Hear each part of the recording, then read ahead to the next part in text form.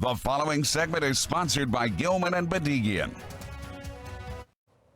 Well, developing now, Governor Hogan recently signed a new bill into law redefining stalking. The law now includes new technology like Apple AirTags and a punishment of up to 5 years in prison. Joining us now to discuss how the law impacts you, attorney Charles Gilman with Gilman Bedigian. Charles, good morning. Good morning, Tom. How are you? I'm doing well. This is something, though, that when you read the law and you're like, okay, well, that makes sense. I can't believe that wasn't in place before. However, it's saying, you know what, you can't follow somebody with electronic devices without them knowing. The only thing that's in there, though, it says reasonable, that a pursuer should know.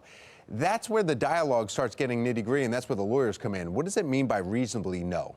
Well, it's a reasonable person standard. So that means that, you know, if I was in your car, for example, and we were driving somewhere together, and I always kept an AirTag on my key ring, so I could find my key ring, and I inadvertently left my key ring in your car, that wouldn't be stalking. Okay.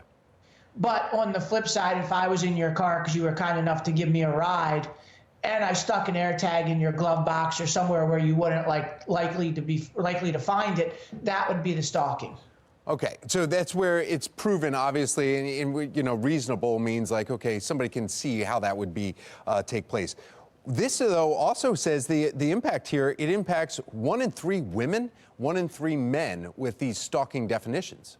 Yeah, I think that, you know, what happened was laws are old. Laws have been on the books for years, and they weren't keeping pace with all the electronic means, you know, these AirTags, the tiles, phones, whatever GPS devices are available now. So basically what the legislator and the governor did, in my opinion, was update the law to bring it current to 2022 and the technology that's available to somebody that wasn't available to them 5, 10, 20 years ago if they were going to commit the crime of stalking.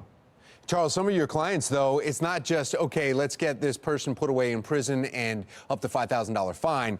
You also have to deal with people that are now psychological distress, is what we're reading here, in trauma because of what happened months, even years of being stalked. Correct. And, you know, so what we try to do, you know, the government is the one that's going to prosecute and put somebody in jail.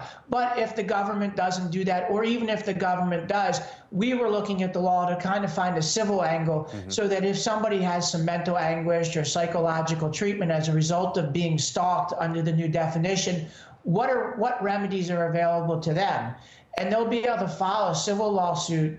And if they can prove that they had damages like medical care, whether it's psychological or otherwise, lost time from work or anything along those lines, that person, the victim, will now be able to recover for that, just like they can for a car accident or a slip and fall. And they should. So that's great news right there.